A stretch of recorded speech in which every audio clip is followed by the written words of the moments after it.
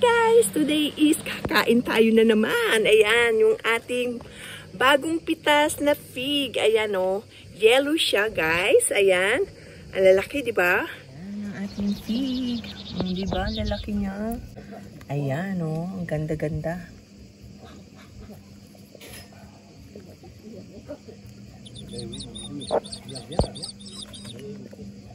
Ayan, tignan nyo o, diba, ang lalaki niya. At talagang nagdadagta pa siya kasi kapipitas lang niya. Ayan o. So, umpisa na natin. Tikman na natin ang ating fig. Ayan guys, so, tignan nyo. Ang lalaki. O, diba? Ayan o.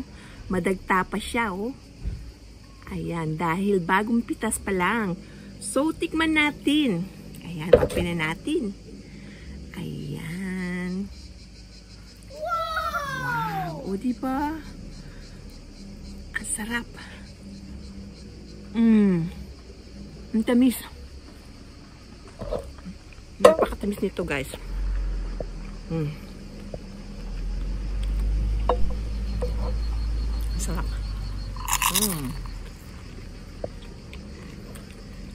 Yan ang kagandahan ng mga bagong pitas. Masasarap.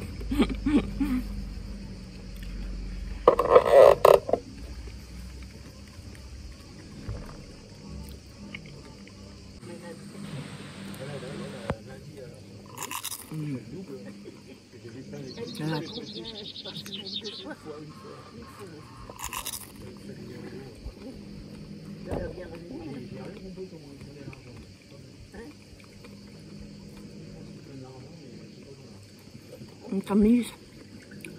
Ang sarap.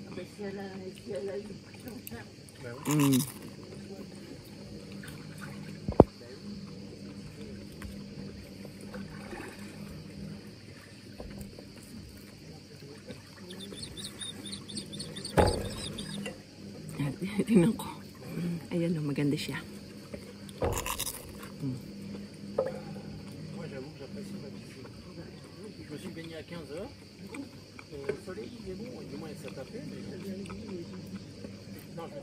Ayan.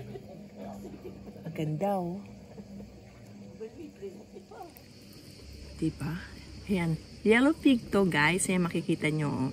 Meron kasing violet or dark. Ayan. Ito is yellow. Sarap.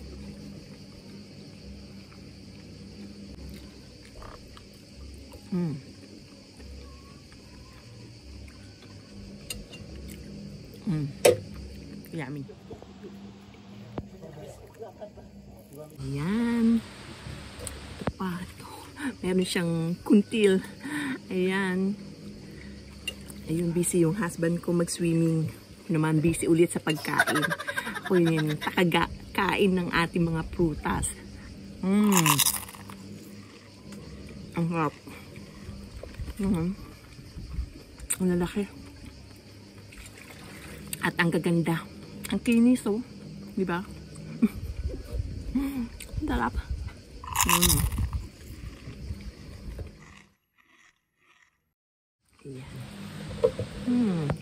Ayun yung biyanan ko dumating na magsiswimming din.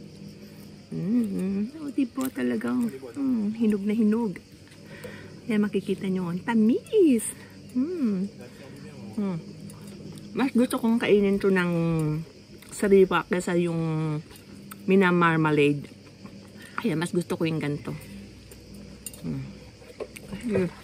Ito kapag yung hinog na hinog, maganda rin tong confiture or marmalade. Kaya lang, lalagyan mo ng asukal. Pero ito, sapat na. Ang tamis. Ang sarap.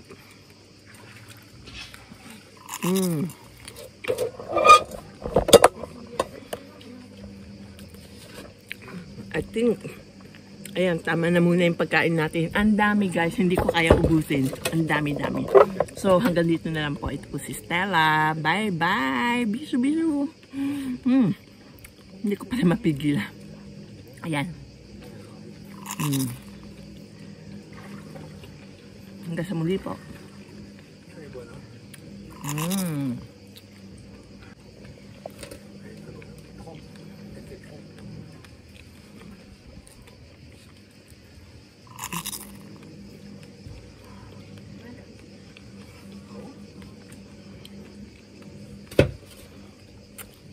Bye.